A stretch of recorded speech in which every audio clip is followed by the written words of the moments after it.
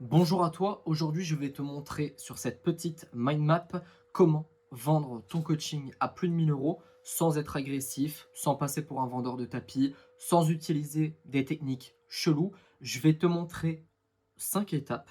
Je te conseille fortement de prendre un crayon et une feuille parce que je vais te donner beaucoup de concret et j'aimerais que tu prennes des notes pour ne pas rester passif devant cette vidéo. On commence avec l'étape numéro 1 qui est la plus simple de toutes, c'est que tu dois avoir le bon état d'esprit quand tu veux vendre ton offre. Le premier changement à faire, il est vraiment uniquement dans ta tête, dans ton cerveau. Tu dois te rendre compte que tu ne vends pas du temps, tu ne vends pas des techniques ou tu ne vends pas juste du coaching, ok? Tu vends une transformation, tu vends la situation désirée de ton prospect, tu vends en fait un changement, mais un véritable changement hein, dans la vie de ton client. Et ton prix doit refléter la valeur que tu offres. C'est quoi la valeur monétaire du changement? Je te conseille de demander à tes clients, tout simplement. Tu dis, voilà, pour passer de la situation actuelle à la situation désirée, combien tu serais capable de mettre? C'est aussi simple que ça, ok? Combien ils sont prêts à dépenser pour changer de vie? Si tu as du mal à justifier un prix élevé, c'est parce que tu te concentres trop sur ce que toi, tu as fait ou tu fais au lieu de te concentrer sur ce que ton client obtient. C'est-à-dire que le client en a strictement rien à foutre que tu aies passé 10 heures à créer une offre parfaite. Ok? Il en a rien à foutre que tu aies passé 20 heures à tourner des vidéos pour ton support de coaching. Il s'en fout. Ok? Lui, il s'en fout. Par contre, toi, tu le vois parce que tu as eu la douleur, tu as eu la souffrance de réaliser tout ça et tu te dis, tiens, ça vaut cher. Non, ton client s'en fout totalement. Il faut que tu te focuses sur la transfo de ton prospect, de ton client. Donc, tu dois vendre un résultat, pas un processus. Ok? Les étapes, pareil, il en a rien à foutre. D'accord? Tout ce qui compte pour lui, c'est le résultat. Comprendre la valeur perçue par ton client, il s'en fout de tes efforts. Plus le problème que tu résous est grand, plus ton client valorisera la solution. Si je te dis demain, je peux te faire passer de zéro, c'est une connerie, hein, de 0 à 1 million d'euros par mois, combien tu es prêt à mettre? À mon avis, le max que tu as. Si je te dis maintenant combien tu es prêt à mettre si je te fais passer de 0 à 150 € par mois, ce ne sera pas grand-chose. D'accord? Troisième chose, ça va être le coût d'inaction. C'est-à-dire que tu dois poser cette question. Combien cela te coûte-t-il de ne pas résoudre ce problème? Cette question-là, personne ne la pose. Pourtant, elle est ultra, ultra importante. L'idée, c'est d'amener ton prospect à quantifier ce que l'inaction lui coûte. Je te donne un exemple. En call de vente, tu pourrais dire, à adapter à ta situation bien évidemment, si tu continues à procrastiner pour lancer ton business, tu perds peut-être 1 000 € ou plus chaque mois en revenu potentiel, première chose. Deuxième chose, ça veut dire que d'ici 6 mois, tu auras déjà perdu 6 000 €. Mon coaching te coûte 1 000 €, mais il t'aide à générer. Oula, 1, 2, 3. Mais il t'aide à commencer à générer des revenus rapidement. Donc cet investissement te permet d'arrêter de perdre de l'argent. On n'est même plus sur prends mon coaching, je te fais gagner ça. On est sur un rajout de si tu prends mon coaching, je vais te faire gagner ça et je vais t'éviter de perdre ça.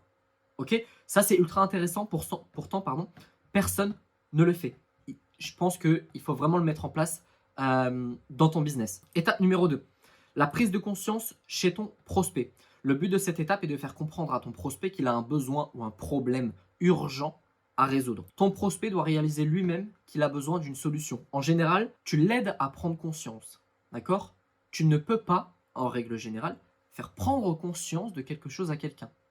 C'est en lui posant les bonnes questions que le mec va se dire oh putain, ah ouais, t'as raison. Et là, il réalise, ok?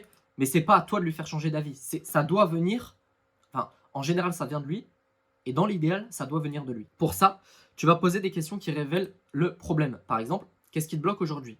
Qu'est-ce qui, selon toi, t'empêche d'atteindre l'objectif que tu vises depuis 3, 4, 5, 6 mois, 1 an, etc. etc. Fais-le réfléchir aux conséquences de son inaction. Que se passera-t-il si tu continues sur cette voie sans changer quoi que ce soit? Combien ça te coûte? On vient d'en parler. Ces questions mettent ton prospect face à une réalité inconfortable. S'il ne change rien dans sa vie, il va continuer à souffrir des mêmes problèmes. Tu dois aussi te concentrer sur les émotions et la douleur actuelle. Comment te sens-tu par rapport à ça? Question aussi simple. Okay, parce qu'en fait, quand une personne passe à l'action en termes d'achat, tu vois, pour investir par exemple dans un accompagnement, il faut que ce soit une réaction, enfin, c'est une réaction émotionnelle. Il ne faut pas que ça le soit à 100%, ok? Parce que si tu joues trop sur les émotions à un moment ça baisse, tu vois. Colère, joie, t'es pas tout le temps joyeux, t'es pas tout le temps en colère, t'es pas tout le temps triste. D'accord? Si tu fais full émotionnel, le lendemain il va te dire: ah finalement, j'ai réfléchi, je veux un remboursement. C'est ça le danger, d'accord? Mais il faut mettre quand même de l'émotionnel dans l'appel de vente, dans le cycle de vente, parce que sinon il va jamais passer à l'action. Et c'est beaucoup plus simple que le rationnel, d'accord? Mais il faut toujours un aspect rationnel, parce que sinon, bah, c'est juste une réaction émotionnelle qui ne va pas tenir très longtemps dans le temps. C'est pour ça que moi, par exemple, quand je close quelqu'un et que je me suis rendu compte, un de mes derniers élèves, c'était ça. Je me suis rendu compte que j'ai vraiment poussé sur l'émotionnel. À la fin, il me dit oui. Et alors, attention, pas de vente forcée, hein. Je vais juste poser des simples questions. Il me dit oui à la fin et je dis t'es sûr que c'est un vrai oui et que demain tu vas pas me demander un remboursement juste parce que là en fait t'es hypé. Il m'a dit non, non, c'est bon pour moi.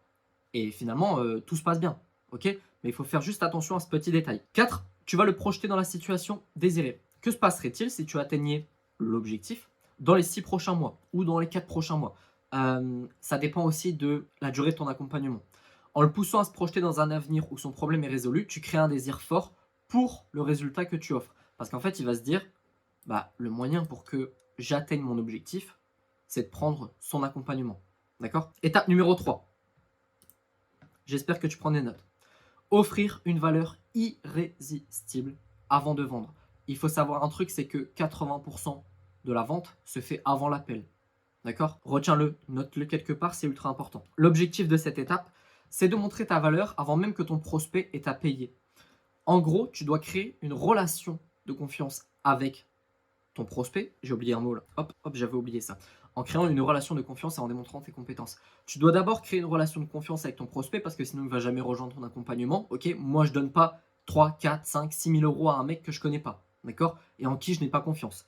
Et aussi, l'objectif de cette étape, c'est de montrer que tu as des compétences, que tu vas pouvoir l'aider, que tu es intelligent dans ton domaine. Pareil, moi, j'investis pas chez les gens où je suis pas sûr de leurs compétences.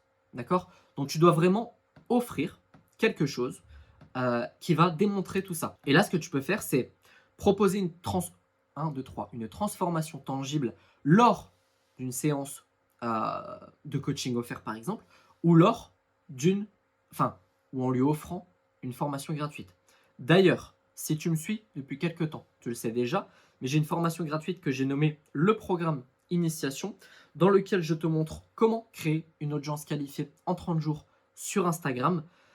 Je te mets la petite page ici, elle est totalement gratuite, hein, tu as juste à faire accéder au programme, tu te crées ton petit compte en littéralement 3 secondes et tu as accès à la formation.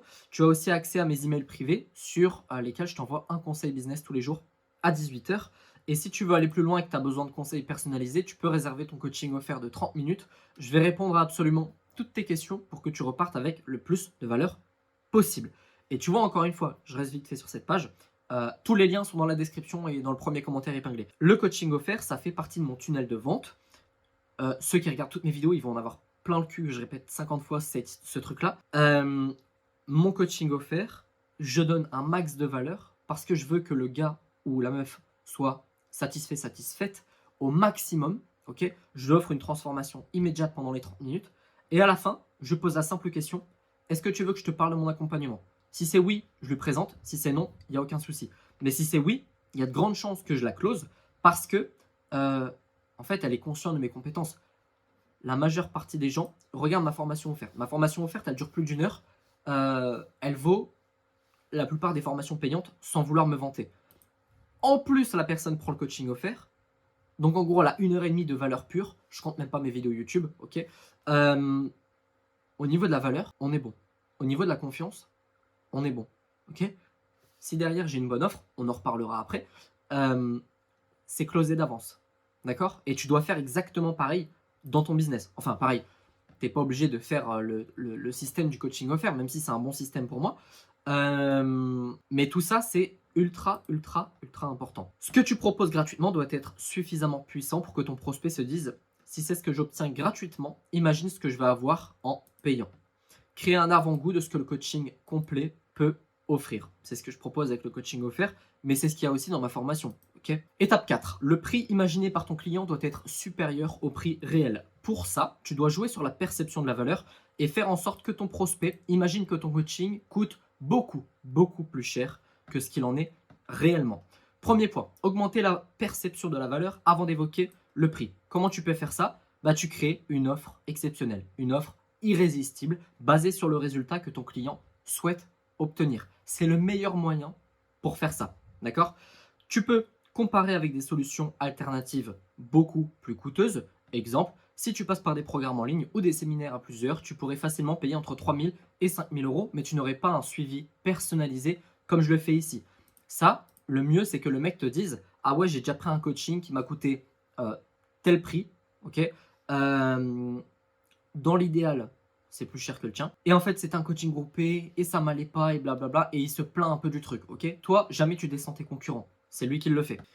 Ça fait en sorte que ton prospect imagine un prix plus élevé avant même que tu n'aies annoncé le prix réel. Au cas où tu n'as pas compris, le coaching en one-to-one est beaucoup plus valorisé en termes d'argent que le coaching de groupe. 3. Utilise la technique de l'ancrage pour fixer des attentes élevées. Ça consiste tout simplement à mentionner des prix ou des chiffres pour influencer la perception du prix réel. Par exemple, moi je le fais, mais indirectement, quand les personnes me disent « Est-ce que tu te formes blablabla ?» ou ils me posent des questions sur mes accompagnements passés, je dis oui, j'ai pris un accompagnement, là le dernier il était à 5 000 euros. Okay, et ça en fait, dans le cerveau, plus tu dis des chiffres hauts, plus il va s'habituer à avoir des gros chiffres. Et quand tu vas annoncer le prix de ton accompagnement, il va dire « Ah, finalement, ça va. » Ok. Dernier point, introduire des éléments de rareté et d'exclusivité. Tu peux aussi ajouter une notion d'exclusivité ou de rareté à ton offre. Par exemple, tu peux dire « Je n'ouvre que 5 places par mois. Là, il me reste 2 places de libre. » Et en fait, ça va augmenter la valeur inconsciemment chez ton prospect. J'ai une dernière étape, mais j'en ai en fait encore au moins 10-15.